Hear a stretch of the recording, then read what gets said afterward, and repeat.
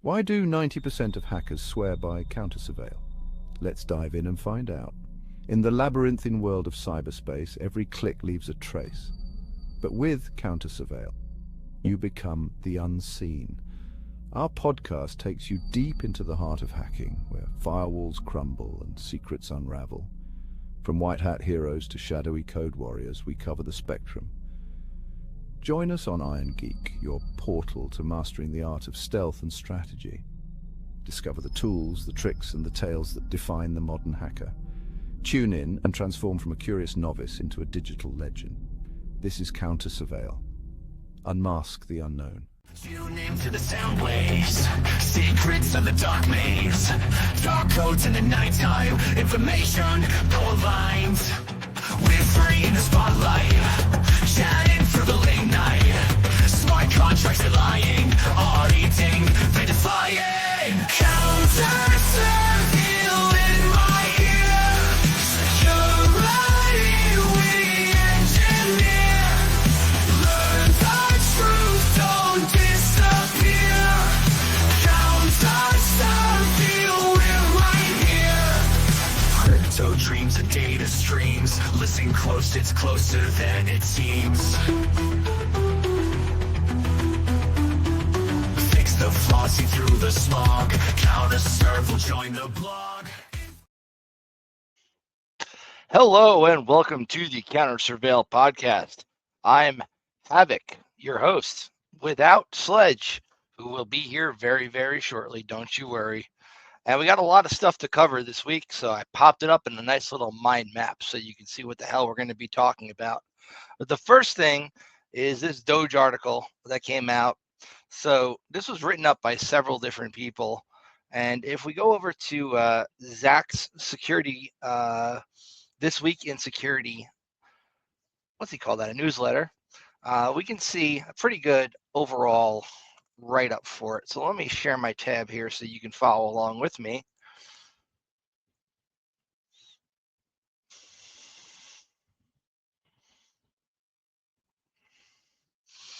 So we start this week with an absolute belter reporting from NPR's Jenna McLaughlin on a whistleblower report from within the IT department of the National Labor Relations Board, who provided revelations about DOGE's activity at the agency to federal congressional investigators. The blurb here isn't just going to do the story justice. You got to read this one. Ultimately, this is a story about a DOGE. DOGE is an insider threat, not just an agency that has gobs of data capable of holding powerful billionaires accountable for their oft terrible actions. A big charge is that DOGE exfiltrated sensitive data from the agency for reasons yet unclear while disabling logs, designing backdoors, and potentially exposing attempts by Russian-based IP addresses to log into their systems. While it's not clear yet where the exfiltrated data went or who has access to it, from a workers' rights perspective, the threat is immediate and existential. Meanwhile, remaining staff at the U.S. Digital Defense Service, which builds fast tech fixes inside the Pentagon, plan to resign this month en masse, effectively shutting down the decades-long program. Now, going into the actual article itself, there are some spicy details here. So the first one, no, I'm not going to donate. Being this whole drone thing, so if I Control F this article for drone, it's not even in here. Alrighty, so we got that they ignored security practices. One article I read about this said they not only taped a note to a whistleblower's door, but also included footage of him from a drone taken above his house while he's walking his dog. This looks like some attempts at intimidation here. Not great, not wonderful, but we'll see where it goes. And if it does in fact turn out to be true, this could be a real nail in the coffin for DOGE. I mean, this is just crazy this is happening. And I really wish Sledge was here so I could bounce it off of him. So getting back to our mind map here. So the whistleblower claims internal sabotage. Logs were disabled, backdoors created, sensitive data was exfiltrated. a Russian IP address logged into the system, and the whistleblower was intimidated with drone surveillance footage being taped to their front door. Next up, we've got this CVE database funding crisis. Now, y'all know the CVE database is used by pretty much everybody in InfoSec.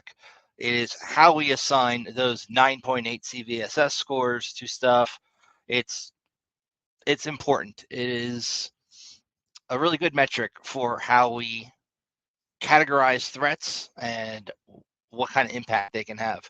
So finding out that it came within minutes of them not getting funding is really scary. This is something that, in my opinion, should be funded years in advance. This shouldn't be something where we need to worry about at the last minute sending out letters to board members telling them, hey, by the way, tomorrow we're going to run out of funding. Can you help?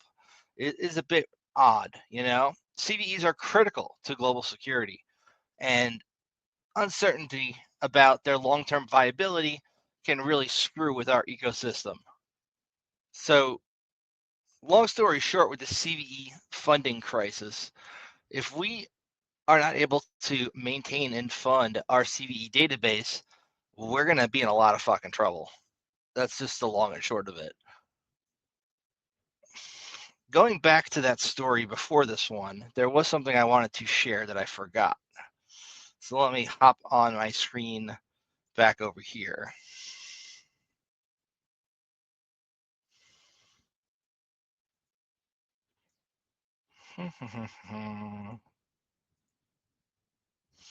So, new revelations about DOGE's activities in the labor agency come from a whistleblower in the IT department of NLRB, who disclosed his concerns to Congress and the U.S. Office of Special Counsel in a detailed report that was then provided to NPR.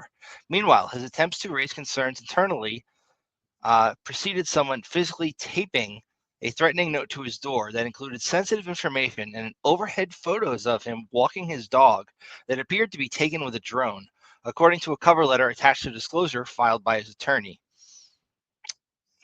Andrew Bankaj of nonprofit Whistleblower Aid. That is insane. It is just craziness.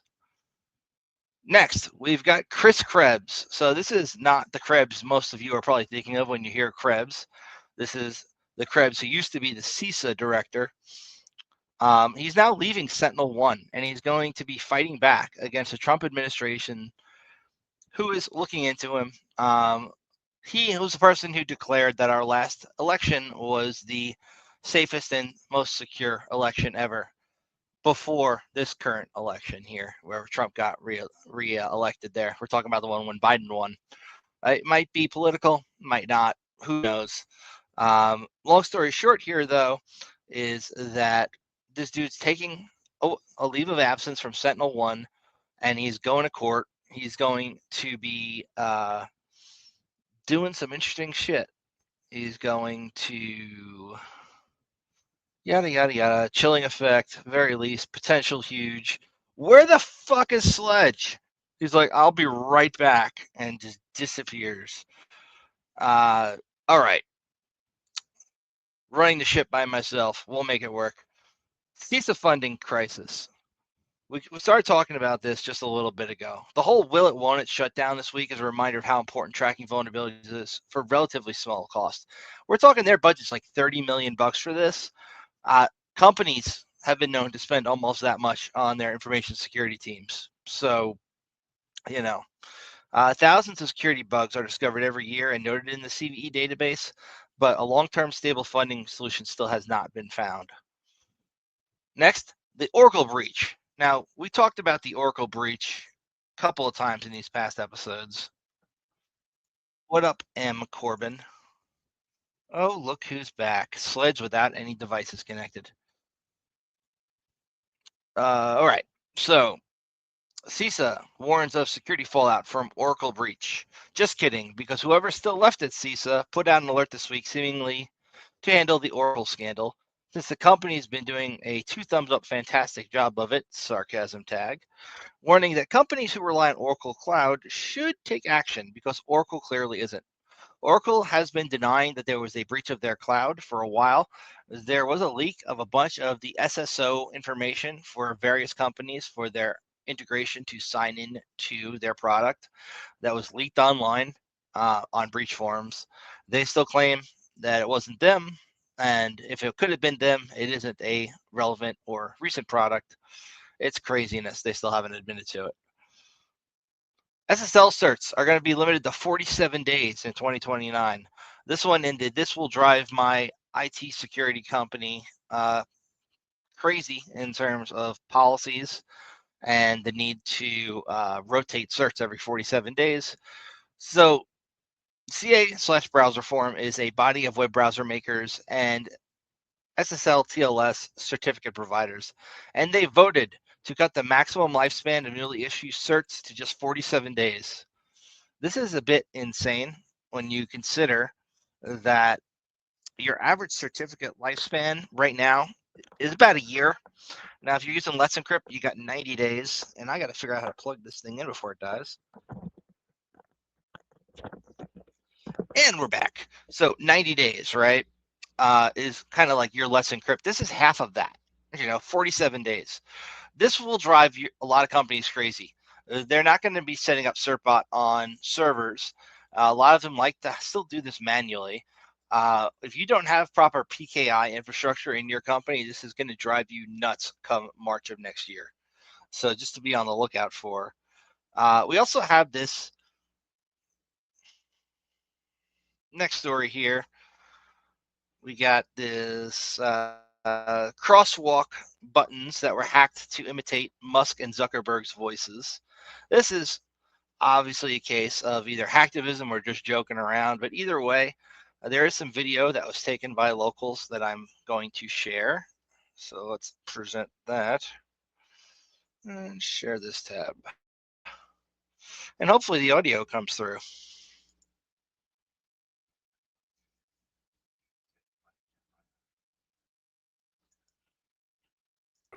God knows I've tried.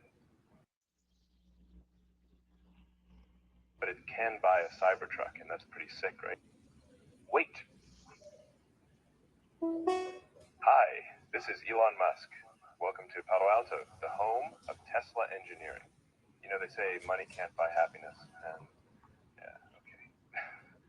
I guess that's true. God knows I've tried. But it can buy a Cybertruck, and that's pretty sick, right? Right? Fuck, I'm so alone. That is pretty funny, and hopefully the audio came through there. So somebody decided to screw with the crosswalks over there, make them pretend to have Elon's voice. Obviously, they probably use some AI to generate that voice. Pretty funny, arguably. Now, if you're going to get all serious about it, these crosswalk buttons are also designed to help people who might be visually impaired, ensure that they'll be able to cross the crosswalk properly, make sure they don't get hit by a car, all that fun stuff. I really don't think that functionality is going to be affected by this hack too much, but it is something to consider. And we still have this 23andMe data not really data breach, but they went under, and what happens to your data is kind of still a question, and it really shouldn't be. If you give your DNA data to a company to run some genetic sequencing on you, they should not be taking your data and then reselling it to whoever buys their company in the future. Now, it's one thing if another company that does the same exact thing absorbs them, but what if somebody decides just to buy the company so they can get access to a whole bunch of people's genetic data? And that's a big no-no. So there are some congressional hearings about it happening. They already had a DNA data breach back in 2023. There are national security concerns about this, and bankruptcy. What happens when you go bankrupt to your sensitive data? Big freaking concern.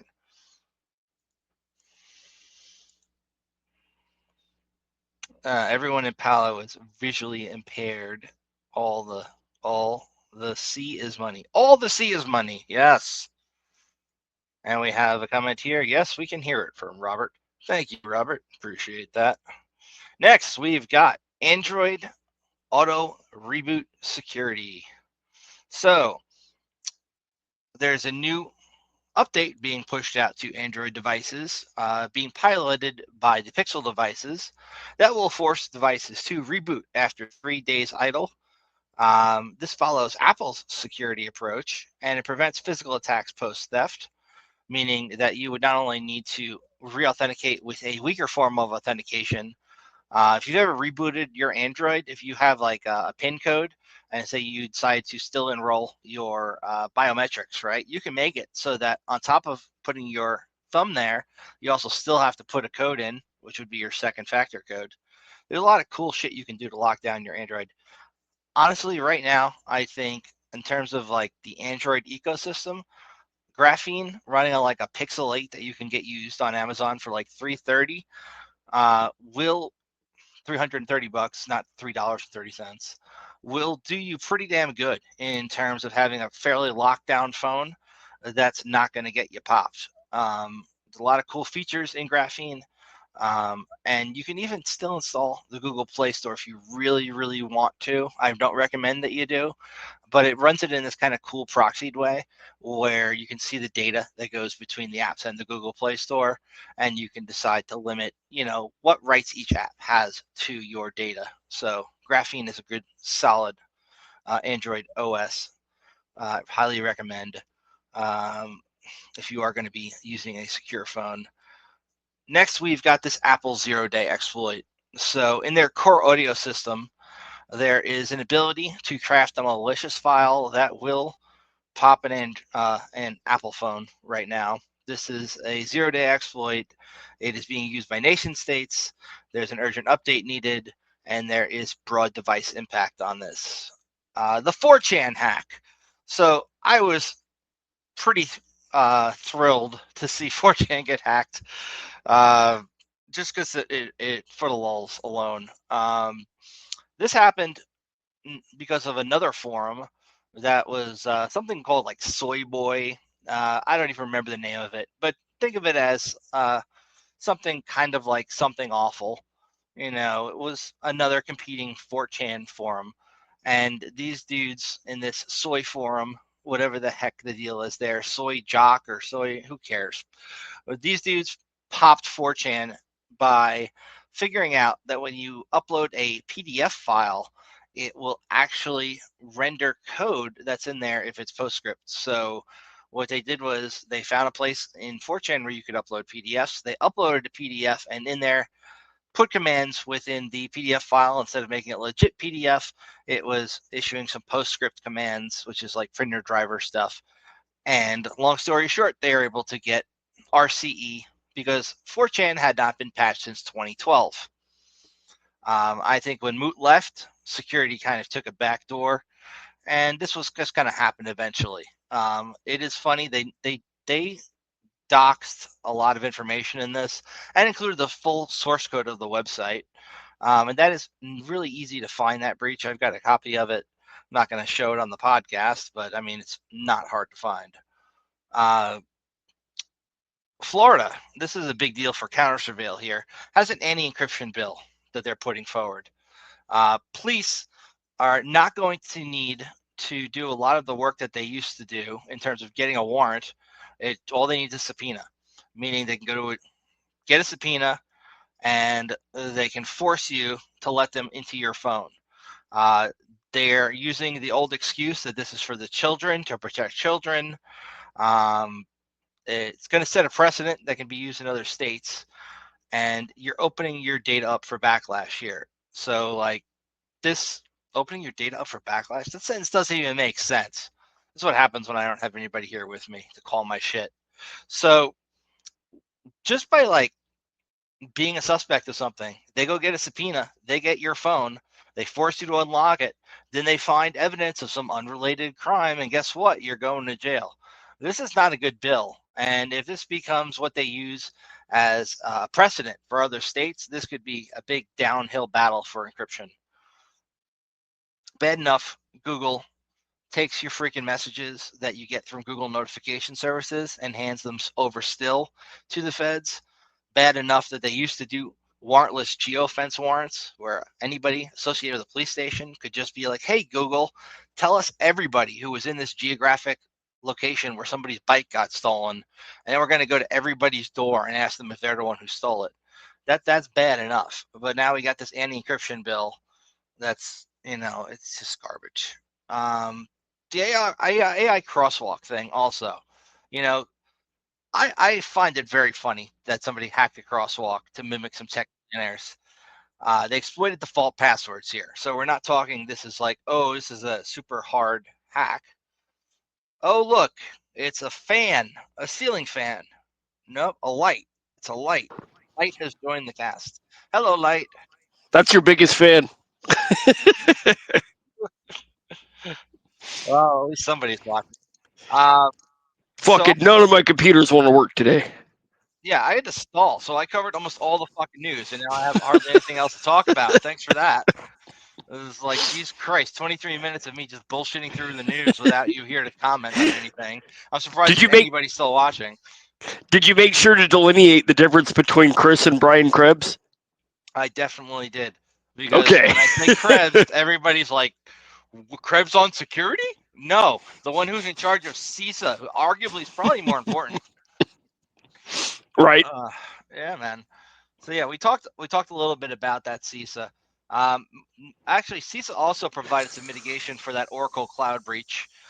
Finally, because dude, it's been like a month and Oracle's just been denying anything happened. Yet the data's out there, and companies have come forward and been like, "Hey, yeah, that is our SSO information. If you want to log into our environment, and that is the pre-shared key, and yeah, this is accurate. This is not something that should be public."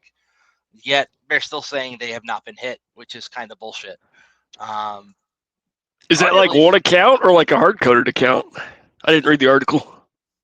Good question. So this is like not so much an account of the customers that got breached, but the information that they need to utilize to get single sign-on working when they want to connect via Oracle Cloud to their internal environment. So like think of it like if you're using Okta in your environment, this would be that like configuration file and all that associated like certificate key stuff that you need to set up properly if you're going to be setting up TOTP or like SAML authentication.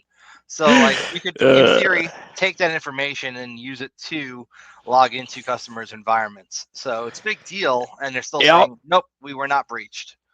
That's a feature. It's a feature, not a bug. You remember like a year ago when Google had that stupid issue where if you left it with the defaults when you were setting up sign-in with Google and didn't like generate your own key, you could reuse that for any other idiot who set it up the same way to log into their stuff.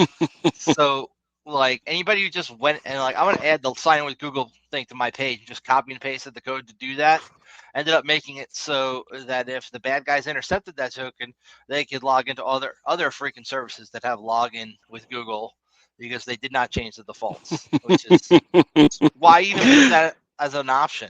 It's just change it. Make them change it. Make it so the web page itself will regenerate the damn key every time they load it or something. There's got to be a better way than that. What is this, an IoT device? Dude, I popped a few IoT devices not too long ago. The prevalence of hard-coded root credentials is like, what the hell? But, that stupid light bulb that I was using as a pivot on a pen test a while ago, it still works with Netcat. It has to pull Netcat down every time it boots back up. So you have to have a stable place where Netcat's going to be hosted. But the literal thing is like it still works. You can still change the colors on the light bulb, but I can then pivot through it with Netcat, which is just fucking great. Yep. And then printers occasionally. Dude, Jason Street's book, the first one, he had written a thing in there about hackers popping the printer and using it for persistence on a network. And I had never heard of that really being a thing outside of like, a couple of random articles about people trying it, but it's more like a lab thing than an actual thing hackers use. Like on a pen test, I would never pop a printer. I try to stay away from fucking printers.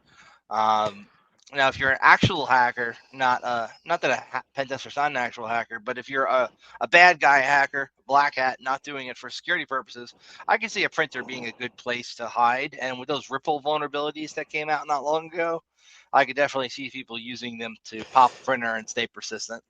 It's like I've been able to get shells on printers and everything. Every pen test, you can get a shell on printer over 9001, 9002, but the variable here is it connected to Active Directory or not? If it is, yeah, it's game over, but I've never seen it actually connected to AD. I've always seen printers just like willy-nilly laying on the network.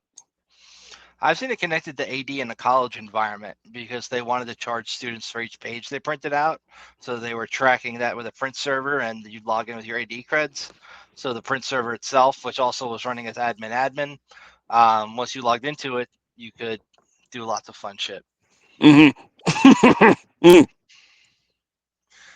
I was doing work for a law firm, and I got onto all their printers, and I was able to send it text to print. And I asked my boss, I was like, can I rickroll them or do something? So yeah, we totally did. You know, I've thought of printing out like a never gonna give you up page, you know, to all the printers where you can print to on a network, but I've never done it. It's bad enough that Nmap makes the printer spit out pages of gobbledygook and add a insult to injury there. Yep, there's another story there. If anybody has ever used Nessus before and you go through the settings, do not uncheck that box that says don't scan printers. Yeah, we were doing an on-site, and this old lady comes up to us with like as much paper as she could hold in her arms, and she's like, "Is this you guys?" And I was like, "Shit, yeah, I think so."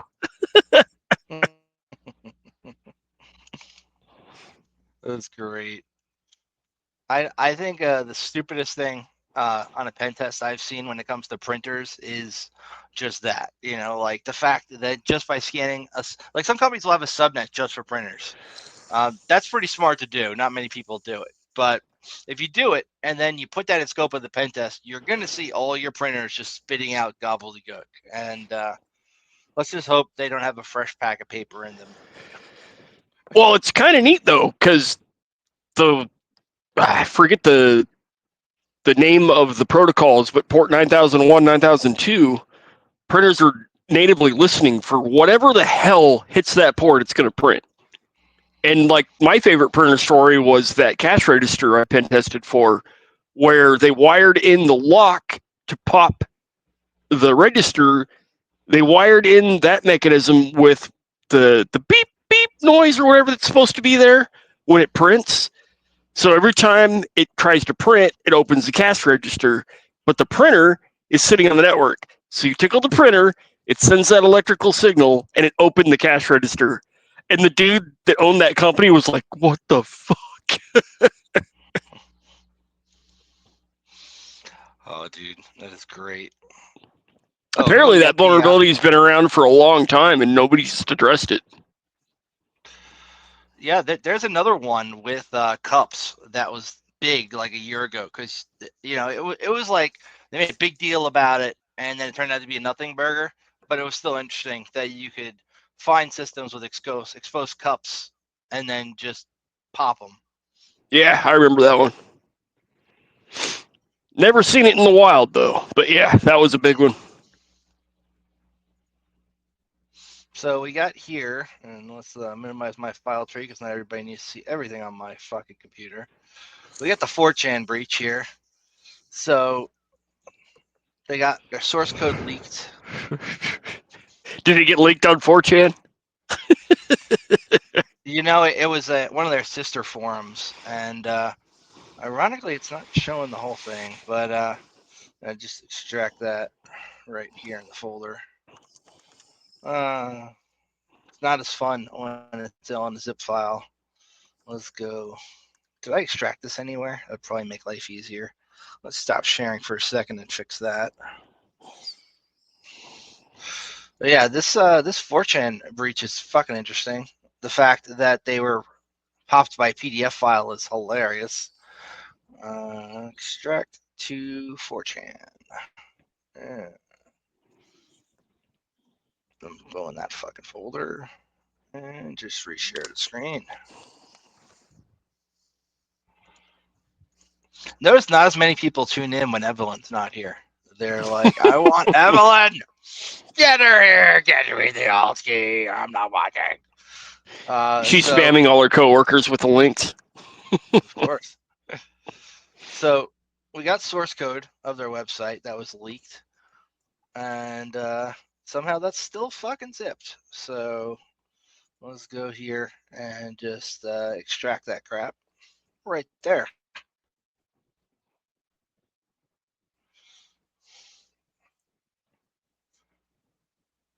There we go. Yeah, if it We got wasn't their obvious, I'm configs using that my were phone, leaked. so I can't really see. Their captcha config.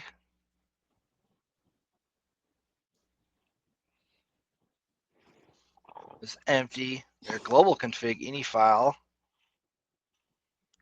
was a lot of information they should not have let people fuck with. But yeah, there's a lot of information in this leak here. I haven't had time to go through it all, but it's interesting. There's a Kiwi Farms thread that kind of goes over. It's Soyjack Party. Those are the fuckers who hacked it. They have their own 4chan like website. They're the ones who popped this thing. They call themselves the Shardy. Wonder, And this would wonder how be much. the thread here. Has anybody done an analysis on that yet? Like PII I'm sure kind of lots of stuff? people have looked through it. Oh, yeah. I don't think there was too many things leaked in terms of the actual emails and stuff of people. People were claiming that there was stuff about staff members and .gov addresses. I have not seen anything like that in the leak at all. There's just nothing useful. But I haven't dug as far as I probably should into it either. It is It's interesting. 4chan. It probably is a nothing burger. True. Well, I don't know. If you can correlate usernames to actual names, that would be really interesting. Well, I mean, with 4chan, unless you got a paid account, you're doing the whole I'm anonymous thing. It's kind of like how it works. Right. Hey, look, now it's just me.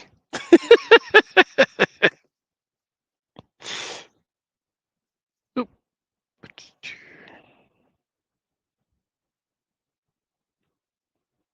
This goes on the B-roll.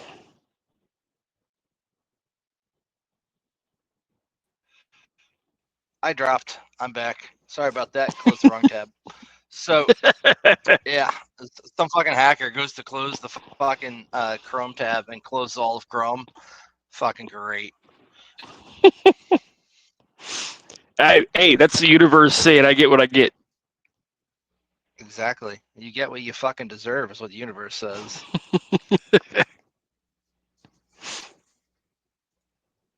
Yeah, let's see if I can get that freaking thing back. Image I was about to file. show off some badass cucumber sauce. Yeah, show off the sauce. It's the secret sauce. So these are all the different stories we covered this week. I think, for 35 minutes we've been broadcasting and me just talking without anybody interrupting me, I actually covered them all. And I'm not shit to talk What? about. What? Yeah. What? What? What? Interrupting Panda? Speaking of pandas, are we going to get Panda on as a guest next week? Yes, sir. Him and another victim are planning on Monday. So what's the latest update on all of that? The latest one is guilt by association. He got his certs revoked. He spent about $1,000. Certs revoked because he was in the wrong Discord chat. And that's the only evidence that they can provide. Wow.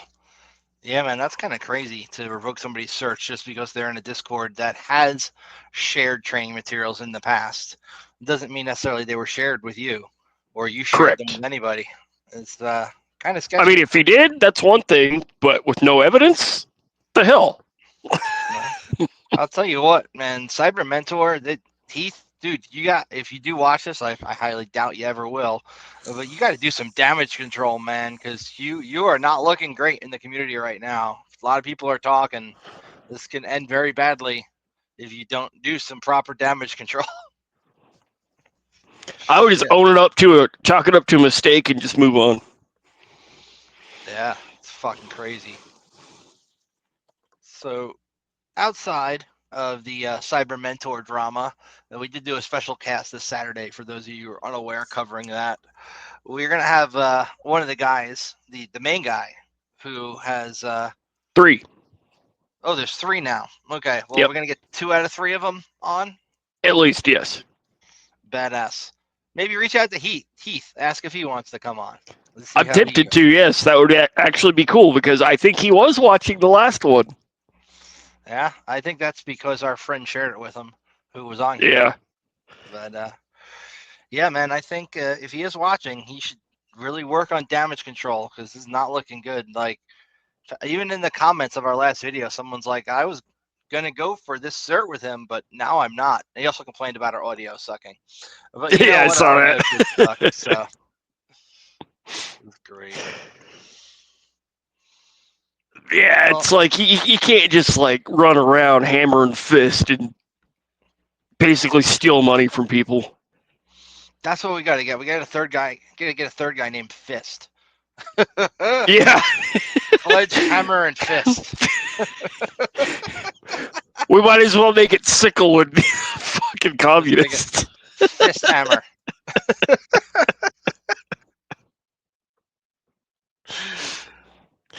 Yeehaw. How many days till DEF CON? You got the clock counting down? I do not. I didn't even realize it was Easter until somebody invited me to church. I didn't realize it was Easter until I heard the Pope died. And it's like, shit, the Pope died the day after Easter. Holy That was shit. a pretty popular thing. It was populist, yeah.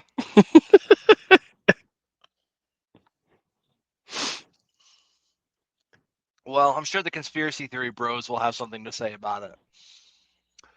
And, Right. It'll be fun.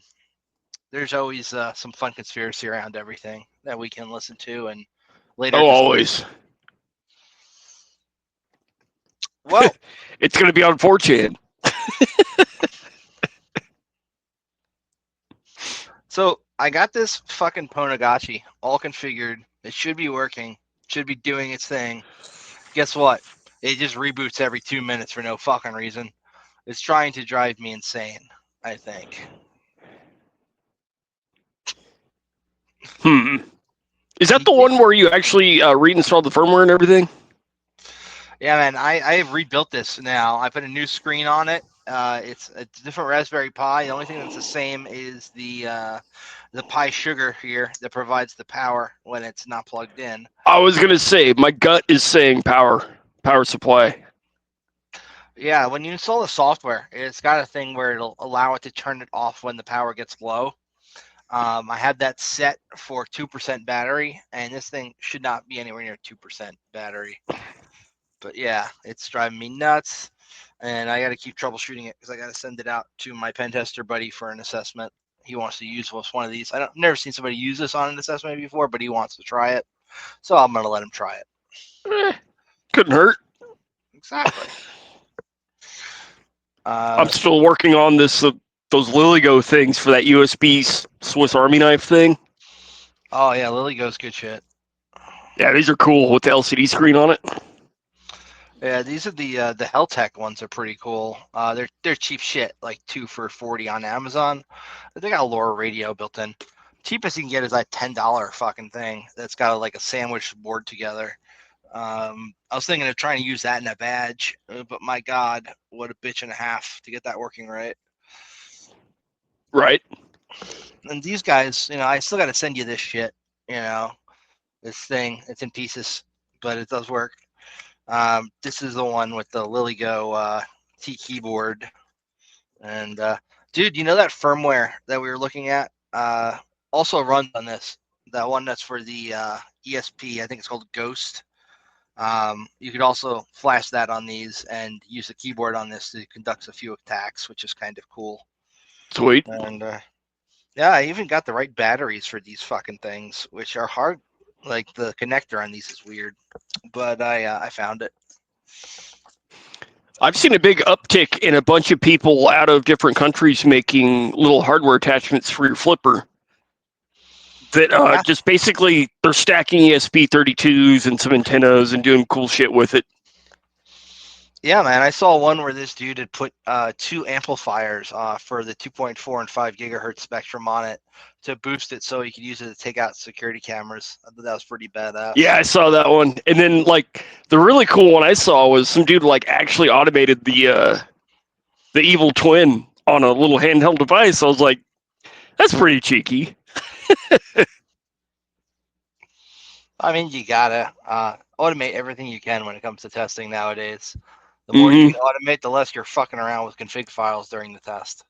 So it does make sense. Well, I think I'm gonna call it. I got nothing else to talk about, and I got shit to do anyway. Yeah, I gotta go insulate my windows. You gonna go get that shit that expands the foam insulating shit, or are you gonna get? Well, caught? that's next week for the attic. This week I'm putting window film on everything because the AC can't keep up with how much UV is coming into the house. Yeah, you're gonna have to fix your insulation there. It's you get the kind that reflects back the shit that comes in with like the little tinfoil type shit on the outside. Yeah, that's the stuff I got. I just got to put it up. But There the contractor for the attic insulation, apparently I have 6 inches. They changed the code to 13.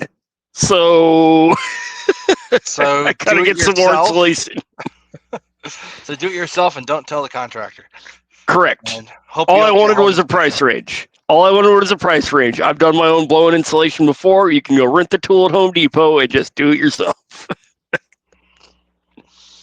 Dude, I really hate to think what's going to happen when you sell that house and they actually inspect it. They're going to be like, this is not up to code. You're like, I have no idea. That's your idea. No, half of it's going to be like, that wasn't me. That's how I bought it. I bought it that way. It's grandfathered in. When the houses look like it went through an earth, or the walls are wavy, like laying the hardwood floor was a challenge.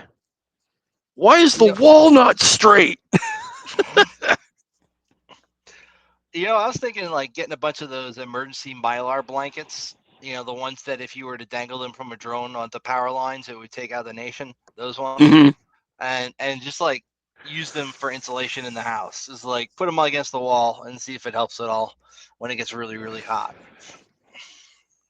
Yeah, it might. Potentially. It's reflective if you point it in the right direction. Yeah. Yeah, I was thinking. Could work.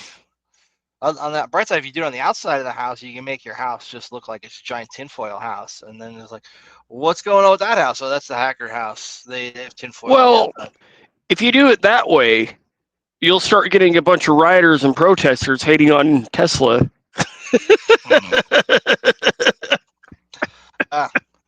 Not to get political, but dude, I can get you not liking Musk, but fucking with somebody's car is kind of a dick move regardless of your reasoning.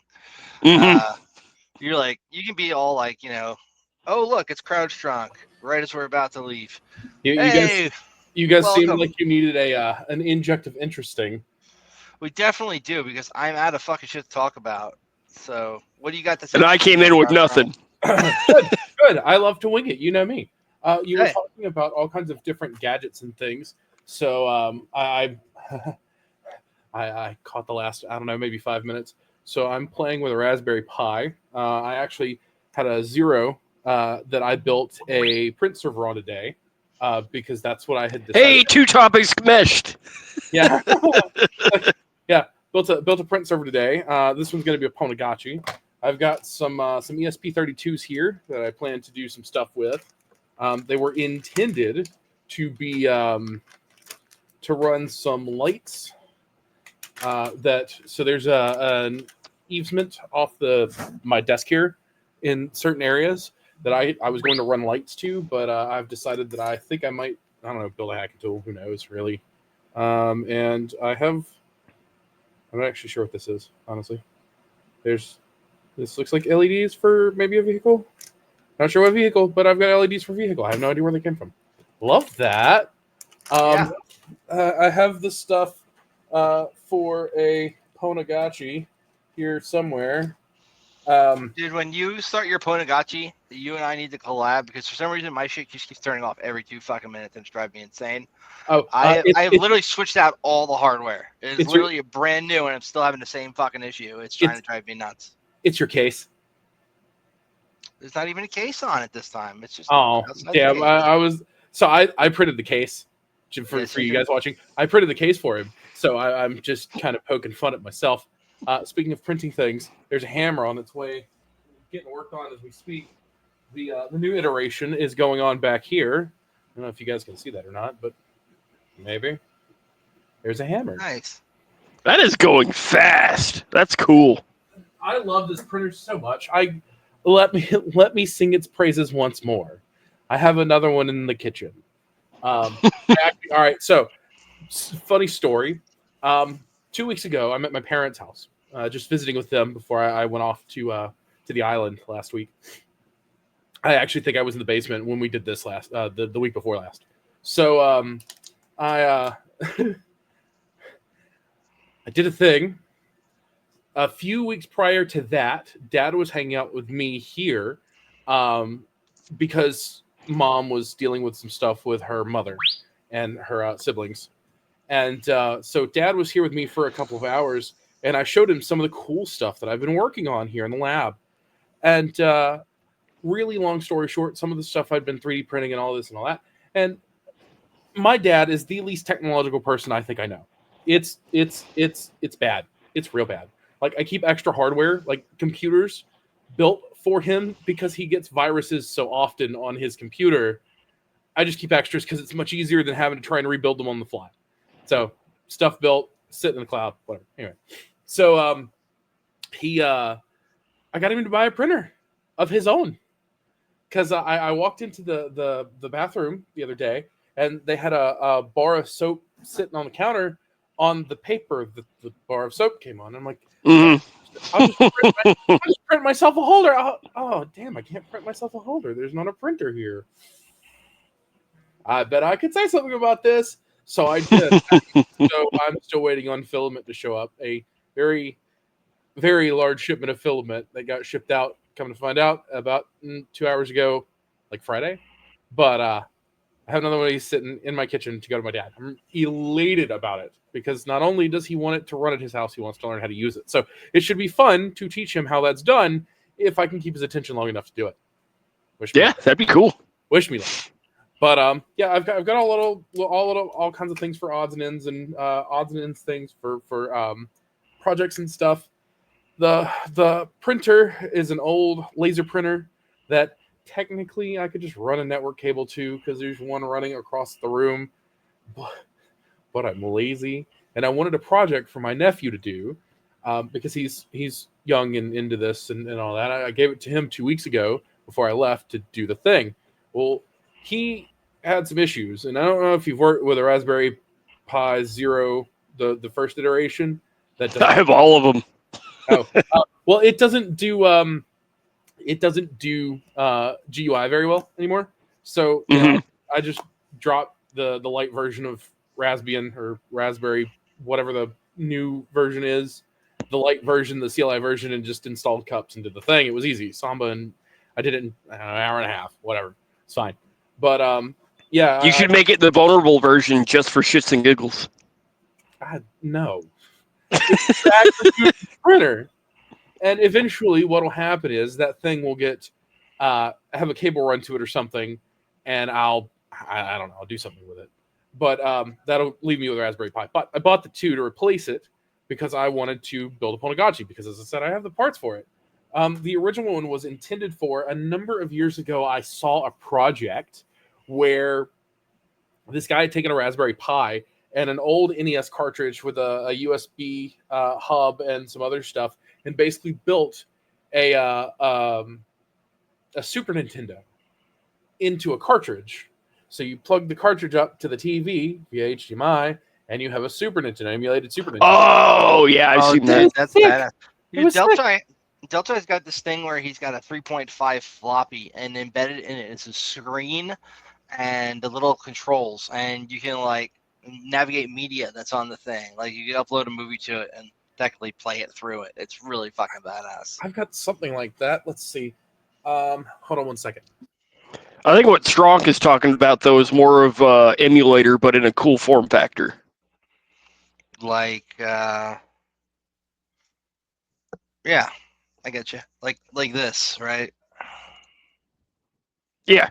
Hey, I got one of those in my other office. Certainly never play this during a meeting when I'm supposed to be paying attention. I would never do such a thing.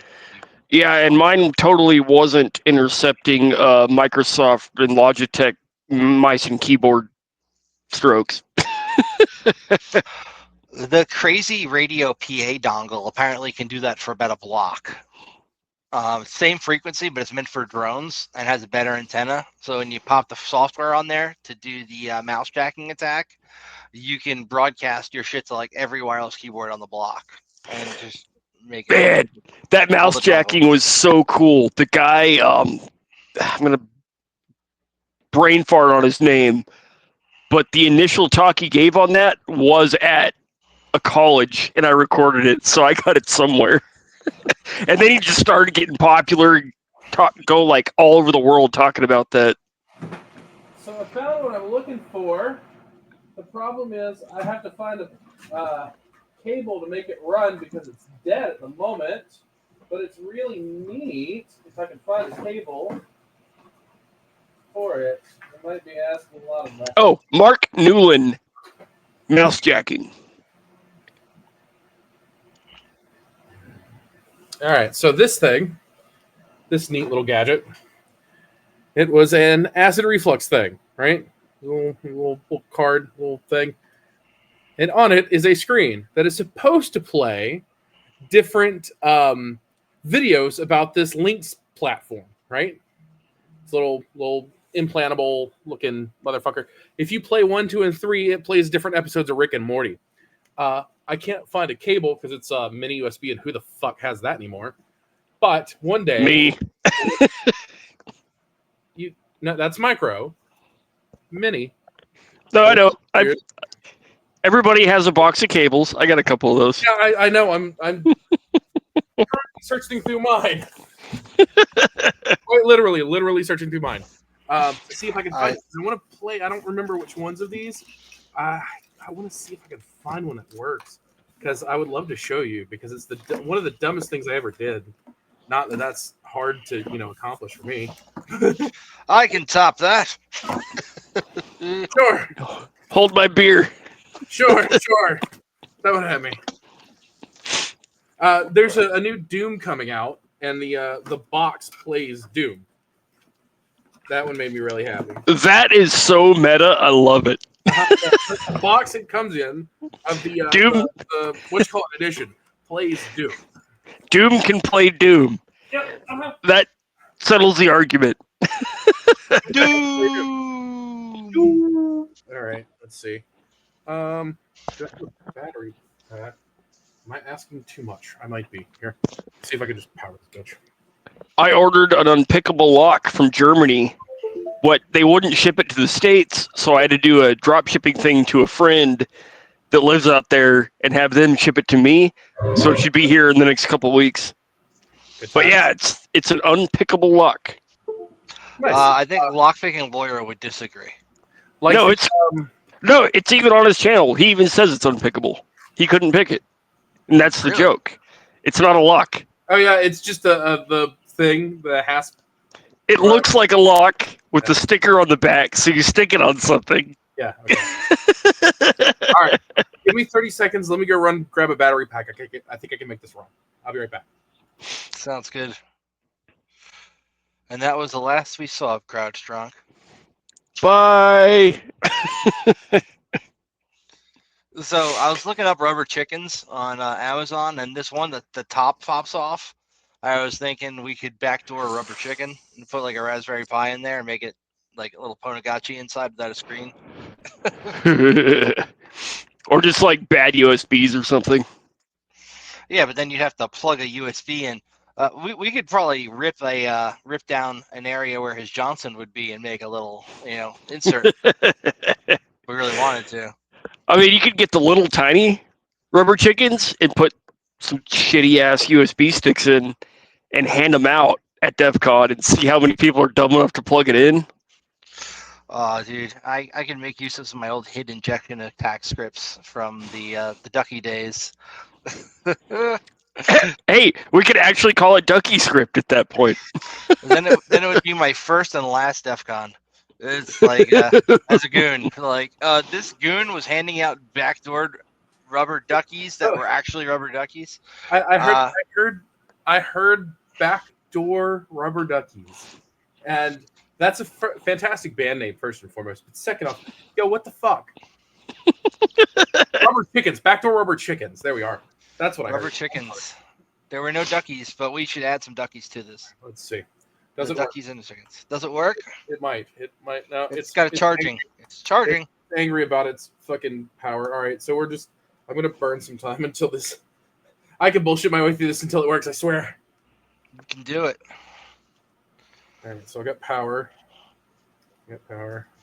It won't play if it's charging, so that sucks.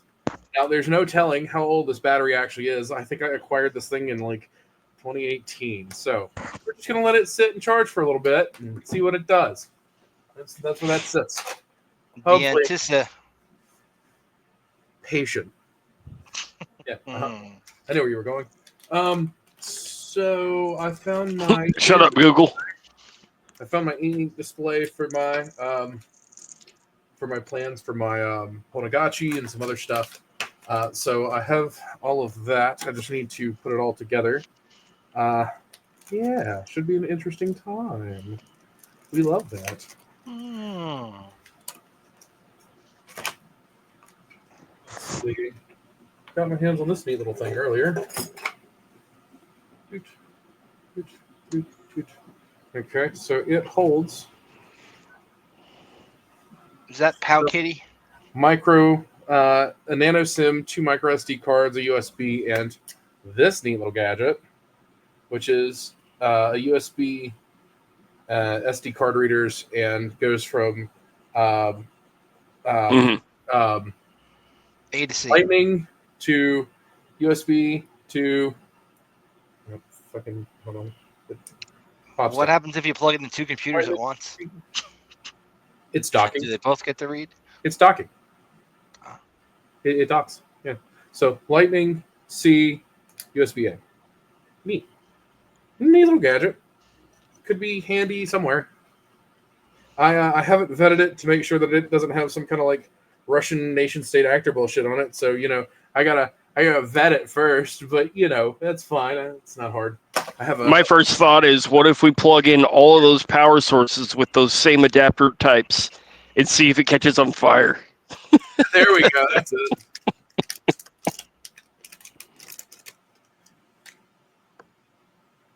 Got power draw. Tell me how much power something's drawing.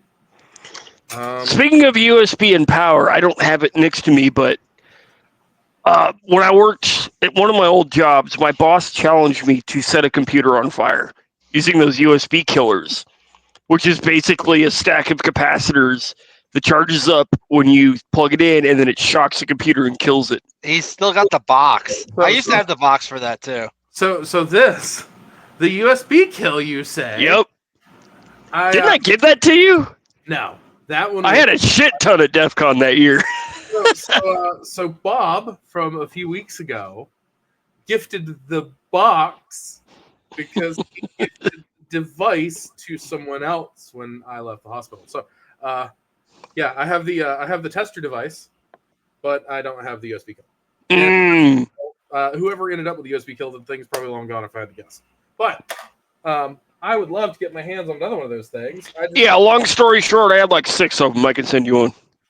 Based. If you wanna hook a brother up, I know a guy who'd use it. So. Oh yeah, it wasn't me. I just know a guy that has it. Back in the olden days of 3D printing, the very original printer I bought was the Da Vinci 1.0, and this little guy The Da Vinci had these little plastic containers that held the spools of filament. Okay, and they had little microchips on them that told you how much filament was in the device. Yep. So somebody was cool enough to make this little thing. I bought this off of eBay, I think, years and years and years ago. Had to be almost a decade now. That would sit down and make contact with the little microchip and reset the counter on it, so I could just take regular filament and put it back in there, because I had to sit that box in it, and it would read as much, or it would read like it was pulling filament out of the box, because they were trying to sell their own filament. So just ran one of these and bloop, worked great. So now I have this. I think it's maybe an Arduino of sorts, an Arduino Nano. I actually haven't done any research on this thing. I have no idea what's on it or how it works or any of that. It's just something that I bought ages ago, and I found it as I was going through some boxes the other day. So because I don't use that printer anymore, I actually don't think I have that printer anymore. It may be in the other room. Anyway, I'll never use the printer again, so I figure I'll probably rip this apart and see if I can make use of that Arduino. Neat little You gadget. could probably dump the firmware that's on there right off of it. It's not that hard. Sure, I probably could. I found the cable that goes to it to charge this thing. So, this is just a neat little gadget that I happen to have. I've been going through all kinds of stuff here at the house, and I realize how much of a menace I've been before in my career. It's I have another one here too as well. It's a USB-C, but like I found no less than like 20 different 30 genuinely probably almost 40 different USBs that I have no idea what's on them. I got a whole drawer. I can't pull the drawer out, but yeah, I've got when I was young, back in high school, I used to walk around in high school with this on my neck because I was that guy. And I'm 99% certain one of these is a rubber ducky. 99% certain. All right. I've got so many USB sticks that I'm always working with. I had to order some more paper for this guy so I could label everything. Let's see. Where's one of these? But dude, one of these days we should give a tour of my Pelican case that I take to Vegas every year. Yes. It's ridiculous. It is ridiculous. Oh, look. That's a rubber ducky. Hot damn. Look at him. Hell yeah. Love that. So, yeah, I would love. I don't think I've ever actually seen that case. I don't know what's in it. Everything. No, that's what I'm saying. I don't think I've ever seen the case. I've seen the case. I don't know what's in the case. Mm-hmm. Just in case. Shut the Mm. That was a nickname for one of my ex-girlfriend's D&D characters. Oh, That's a lot of people's nicknames. Nickname for one of my ex-girlfriends, period. Yeah. Nice. That's terrible. But I The backup. approve. I approve. Not that you need my approval, to be clear, but I approve anyway. So what? So is it charged? Can you run it? Hold on. Give me a minute. Let me put this shit back in this drawer. I'm working on it. You're not allowed to straighten up after. What is this? I mean, Clean up time? Clean up, everybody, do your part. Okay, all right. Does she work? Maybe. Links. I got links. Run. Hey. Run. Come on now. Run. Ah, yes. Hey. There you go. Cool.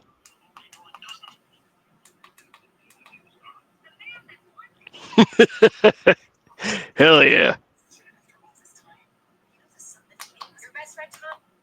Let's see. There we go.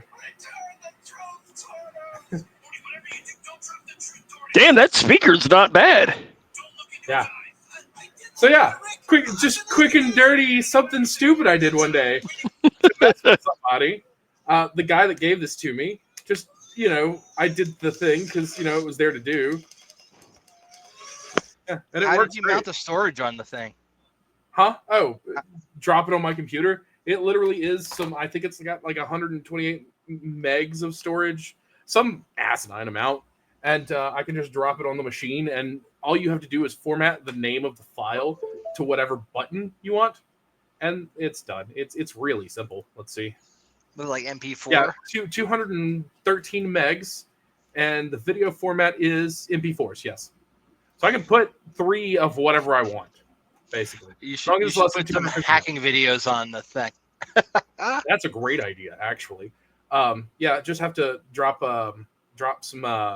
They have to be less than 250 megs collectively, but there we are. Videos of how to hack that thing would be more meta than having Rick and Morty on there. Well, remember at the time I wasn't near. I was just a lowly IT guy. This was around the time that I almost died in Vegas that one time. Remember? So like, I also got these. Oh yeah, I got those. Is that the rectal one? It's the rectal one. And then not at all to be political, but your boy loves this. It says me and my homies would have been stacking bodies by now. Right. Man, your camera does not zoom for shit. Yeah, no, I need a new camera. I actually have. You need a backlight. I mean, yeah, that would probably not hurt. I got this. I don't know if it's worth anything. Honestly, I haven't tried it yet. But this is a Logitech. This is a really expensive Logitech, actually. Yeah, but you got no light for it to zoom in on. I mean, that's fair. That's what the whole point of the ESP32s and the light things were for. Well, get it going. Whole idea. So Delsight's got some experience with controlling LEDs with the ESP hardware, and he's got a specific library that he argued with the guy in terms of, I think it was something about voltage and additional voltage needed per LED. And he was arguing with the guy who wrote the firmware because the guy did the calculation wrong. And he eventually got him to push a code update to fix something with it. But dude knows a lot about that. And you're friends with him, so you should hit him up. He could probably help you in terms of guiding you. He's built some cool shit in his apartment where you push the Jewish space laser button, and it actually has like the LEDs go from one end all the way to the other, like a laser was actually fired. It's cool shit. That's what. Do you know offhand what firmware that was? Nope. Yes. It's like, I can't hear you because you're muted. There's a whole lot of different. That's a whole angle there, bud. Jesus. Holy crap. Fun I can do this. Shit, that's a much wider angle camera. But how do I look? Just for continuity's sake. Sexy bitch. same as always. Okay, all right. So I'm going to swap to the other camera. Yeah, hold on. We'll do this live since we're here. Okay. This one feels darker. Much, much darker. Oh, now it is way darker. There you go. Let's see. We're gonna. Wow. That's a wild difference. Yeah, now we can. Yeah. Kind Well, if you hold it still. It doesn't want to. It still doesn't zoom. Yeah, no, it doesn't want to. Doesn't want to do the thing. It just says me and my homies would be stacking bodies by now. It's fine. Got it. Whatever. Anyway. As AVE would say, focus, you fuck. Focus, you fuck. Yeah, I love him. I love him so much. We should have him on the podcast. Yeah, we should. Get him on. Dude, if we could, I have no idea if he would do that, but God, that would be so awesome. I love that guy. We would have a redneck off for sure. Oh my God, it would be wild. That'd be such a wild time. But yeah, I have that's what the original intent were. Those LEDs were to give me a backlight because I need some kind of something because it's bad. Anyway, I digress. But yeah, I've got gadgets and tools and toys and gizmos and whatnot, and I have no idea how ESP32s work. So the point is to learn and to do the thing, but I've never actually used them. Don't have any. One thing I was thinking of putting up on our website would be like a counter surveil hardware exchange, where somebody's like, "Oh, I've got like a Waveshare 2.13 inch e-paper display. Dope I as was going to hell. use it for this, and like somebody else is like, well, I'll trade you like an Arduino Nano for that, and just like let people fucking That do would it. be sick. That would be sick. Call it the Open Hardware Library or whatever. My for my analysts that I work with, I guess I should say, my library is being cataloged right now, both physical and digital, and I'm going to offer that to them as a library of sorts, and hopefully other people who have libraries will offer to allow books to be not rented out, but the word Borrowed. There we go. That's it. You know, Calibre has a front end, and it'll index all your books, kind of like Flex will. And you can put a web front end too. Not that I would run it off my home computer, mind you, but you can toss that shit up on a VPS and share your library out that way. I've never done an assessment on its security, but I've not had it popped when I did run it out on the internet. That's good to know. Thanks. Yeah. I'll have to look at that. But yeah, I'll here's a I'm not sure how I like the angle of this machine this thing. It's got a much wider angle, a lot more. I'm not sure I'm not sure what's going on with Steve here. Are you getting a nice dude, view of check Steve? that out. He's up in his cool room. Yeah. He's up in the fun room. Ah, the fun room. Yeah, this is the room that we always talk about. Oh shit! That Yeah, looks like it'd be fun to hang out. I wouldn't go all the way to Georgia to hang out there, but it does look cool. You should come all the way to Georgia to hang out there. It's just pretty awesome room, dude. Awesome. We have fun. I gotta go there and hang out with him. Shit. Literally, the joke is if the cops don't show up, we didn't have enough fun. Yep. That's actually a thing. So what I need to do is I just need to come and spend like a couple of days, and I'll do the cast from your place since we're there. But we'll do that there while I'm there. But I just come out and hang out a couple of days, a long weekend or whatever, and yeah, there's his rack and all that we talk about. And sick.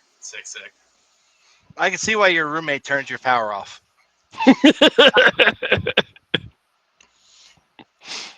Oh man, but yeah, good stuff. That right there, though. Yeah. That thing it gets loud in that house. Should have they used to do like hackers on a farm. Like we should do like hackers in Sledge's house for no reason. Just invite like 400 hackers to his house. It actually happens. We do it about every quarter. Yeah. You get a whole bunch of people do all kinds of shit. Next time you fucking have one, you better toss me a fucking invite and I'll fly out there. I'm shooting for June for my birthday. Based. How old are you gonna be?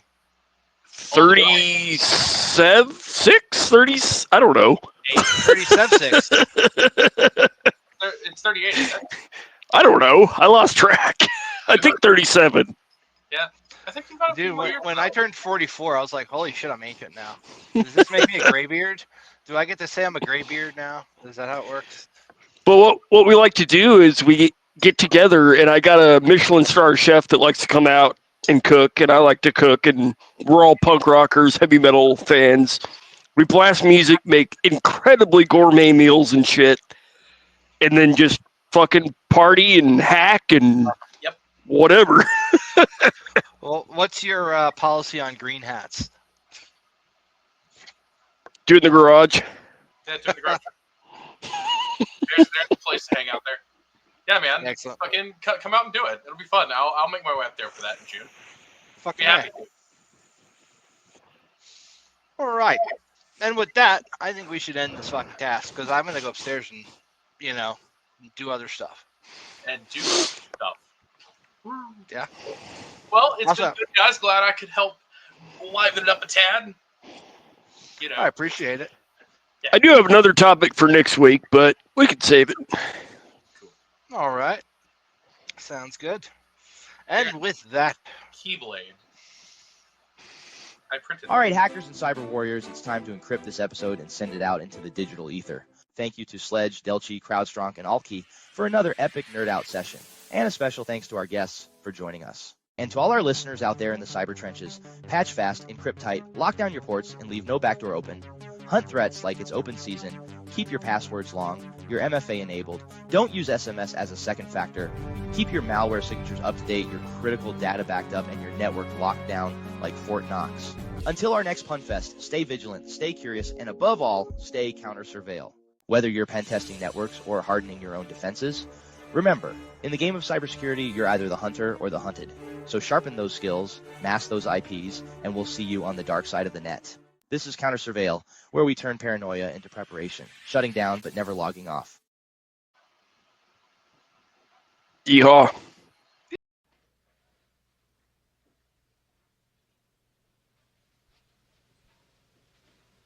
You're still here?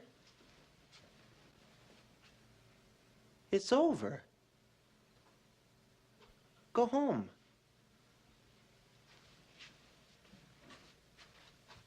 Go.